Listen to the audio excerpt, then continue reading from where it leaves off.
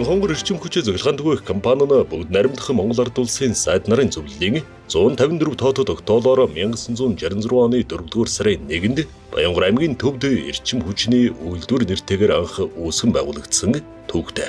Манай компани зөвлөхөн түгээх зөвлөхөнаараа зохицуулалттай хангах тусгай зөвшөөрлийн хүрээнд 35 15 16 04 кВт-ийн 1154.9 км зөвлөхөн дамжуулах агаарын шугам 250 дэд станц 94 хүний бүрэлдэхүүнтэйгээр аймгийн төв болон 13 сумын 15330 хэрэглэгчдийг зөвлөхөн эрчим хүчээр тасралтгүй найдвартай хангах үндсэн чиглэлийг хэрэгжүүлэн ажиллаж байна.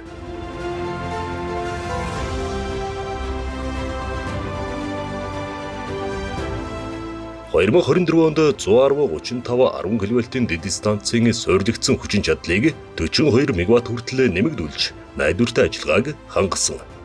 Мөн аймгийн төвийн хэрэглэгчдийг 10 кВт-ийн хүчлийн түвшинд бүрэн шилжүүлж дуусгасан нь эрчим хүчний чанар хүчлийн уналтыг сайжруулсан чухал алхам болсон юм.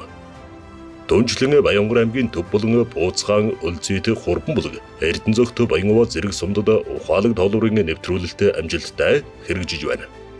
Компани зүгээс диспетчерийн удирдлагын SCADA систем болон хэрэглэгчдэд зориулсан номгон тамаадун системийг нэвтрүүлж нийт 12,000 орчим хэрэглэгчийг ухаалаг сүлжээнд бүрэн хамруулан каналт удирдлагын систем илүү шуурхай найдвартай болсон.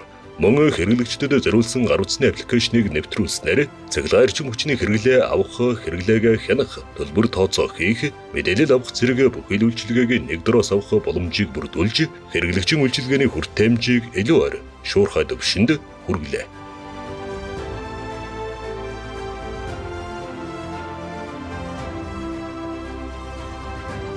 Хөгжил хөтлөх ухаалаг сүлжээг цогцлоо.